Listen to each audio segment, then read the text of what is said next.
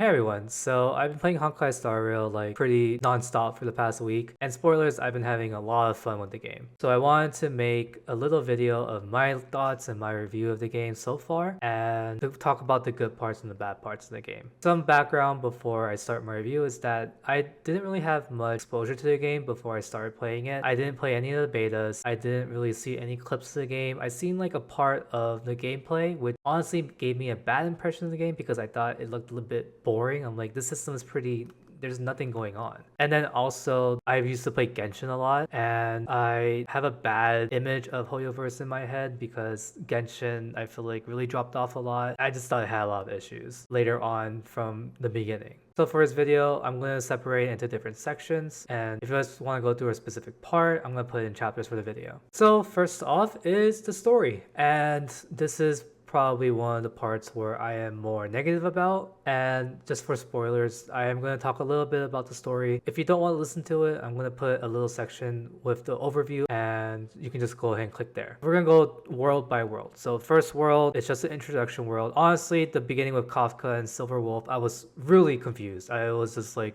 what is happening? I don't know any of the terms they're talking about. What are they even saying? And I thought for some reason at some point they were time traveling and gave birth to the main character. I was really confused. And then after that you meet March and Dan Heng, and that's it. He's trying to get off the ship, trying to beat the enemies, and that's it. Nothing else happens.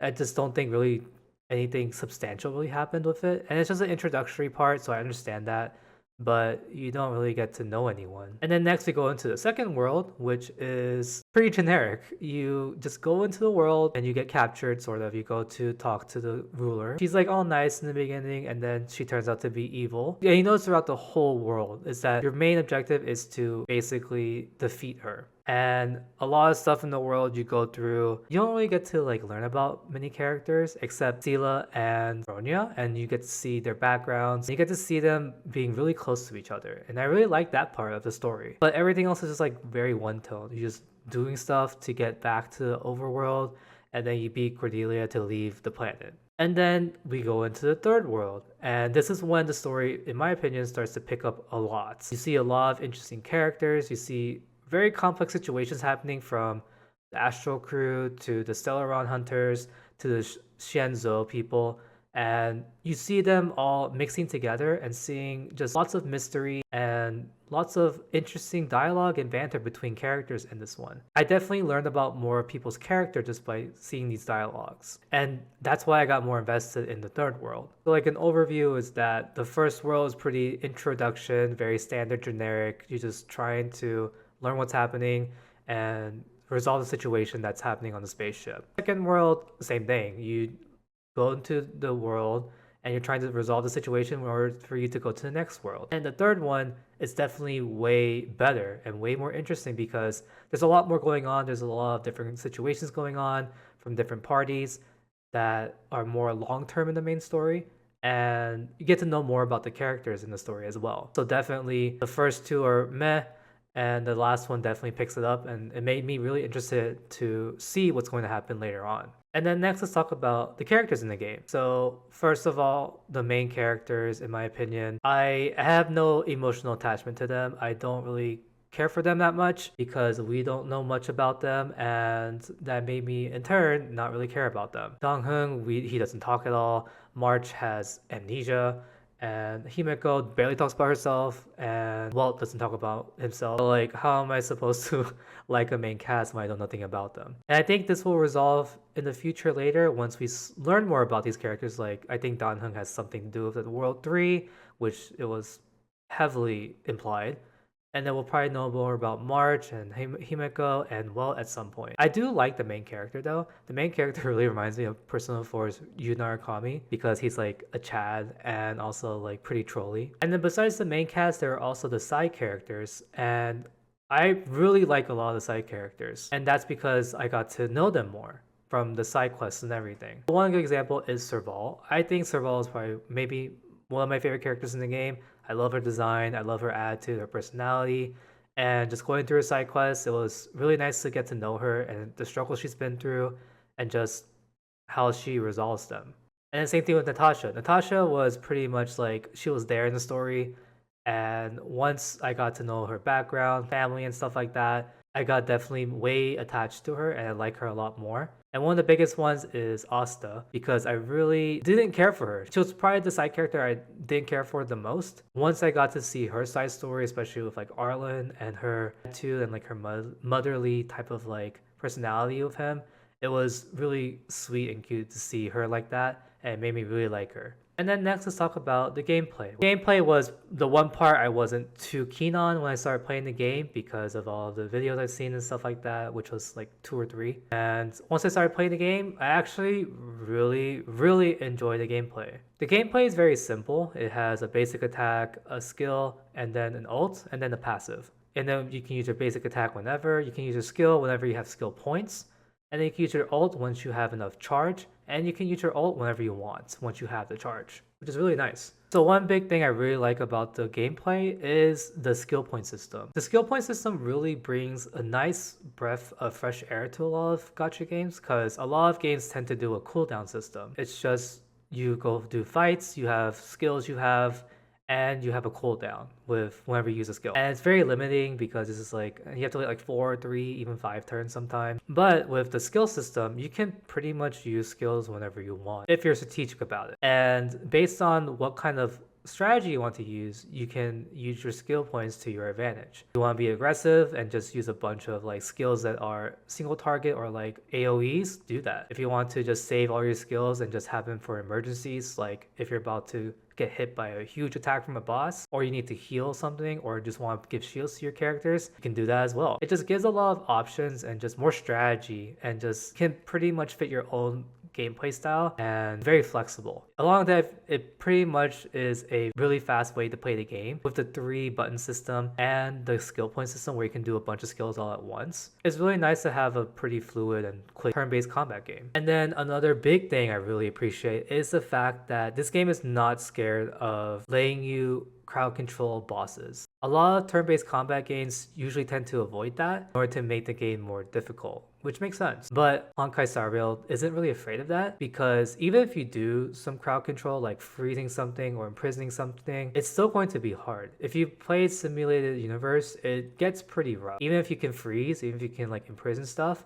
they can still defeat you. I think it's basically showing you that you can do that, but you still need to be pretty strategic about everything. Also, I like the option to have a cheese comp because I think it's funny. And also, it just lets you clear things without much effort too. So you can play it the easy way or you can play it the hard way. It's just up to you. And then lastly is something that it's more of a negative, and it's the break system. So how it works is there is a white bar on top of the enemy's HP bar, and that is their toughness gauge. Once you use skills or attacks or whatever that is a weakness to that enemy, the bar will go down. And once it's gone, then the enemy will be broken. And this is where the issue lies. Once you break an enemy, it doesn't really feel very rewarding. Like usually when you do stuff like that in games, you get an extra turn, you do more damage, you do something that's more beneficial. In this one, you do a little bit more damage and you do apply maybe a debuff depending on what your character's element is or a DLT. But sometimes the enemy can just get back on their feet the next turn. It's not very great. It just feels awful. Like you did all of that work to break an enemy, yet next turn, oh, they're just back to normal. You have to do the same thing over again. I just feel like there should be something more incentive with it, give it more oomph. Okay, and then next let's talk about sort of like the content in the game and the rewards in the game. So the game has a lot of content from the main story to the side stuff and also to the world stuff like doing puzzles and stuff. It's been pretty fun just going around all of the different maps and just finding what to do and just finding also secret missions to do as well. But then I'm at the point right now where there's nothing else to do. It seems like it's just going to be artifact farming from now on or mat hunting. And that stuff takes up a lot of stamina because there's just so many different dungeons and everything. It's just like Genshin. It's going to just be grinding. The good thing about the mats compared to like a lot of other games is that they're not restricted by what day you have to enter the dungeon. You can just go into any dungeon or any battle and just go ahead and get the materials. But then with the artifact hunting, there's going to be a lot of ways to get them. It means there's going to be a lot of stamina you need to use. There's 6 pieces unlike 4 like Genshin, which you have to get from 2 different separate parts of content in the game. So that's like a not so great part because you have to grind a lot. And hopefully, I don't really know anything about events happening in the game. I haven't looked at any of the beta stuff for that stuff. Hopefully, the events will be very fun to do in the game. And then the simulated universe does have the point system that resets weekly, which is pretty nice. And the rewards are okay for weekly rewards. So we'll just have to wait to see what is going to happen in the long run for people that probably play the game free to play or just seeing what rewards we get in general. And one of the main content of the game is simulated universe. And I think this game has done a great job with it, with the roguelike dungeon content. I feel like the approach of it is very good, from just the random cards you get for blessings to the curios you can get, and just you try to fill out the collection of all of these while you're playing it over and over again. And I've had a blast with it so far, and I've not really gotten sick of it, surprisingly. And it gives out a good bit of rewards as well. Okay, but that's it for my review of the game. And just for a quick overview, I think the story is pretty lackluster in the beginning and pretty much the second world too. But the third world definitely picks up with like having way better dialogue, way better situations, like complex situations, and just a bunch of mysteries going on that's just making you think, oh, what's going to happen next? So I'm really excited to see where the story is going to go from here on out. And then secondly, the characters, I'm not really fond of the main cast.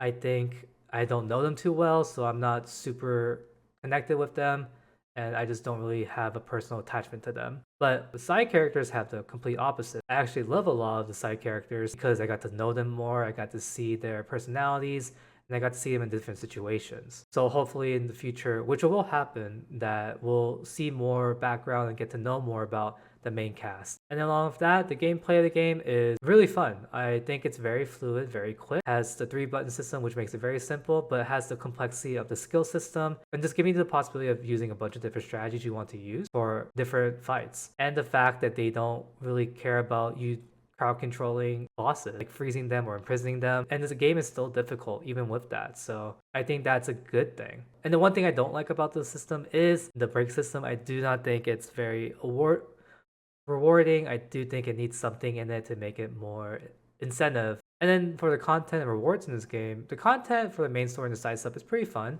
I love the puzzles and I love just going around the maps and just fighting monsters and doing little things. Then after you're done with that, it's pretty much just going to be an artifact grind, just like Genshin. And it's going to be a lot of stamina usage. But I'm really hoping to see what events and stuff we get in the future because I don't know anything about that. And then reward-wise, it's going to be pretty much up in the air. I don't know what we get for events, and there might be like new content added to the game later on.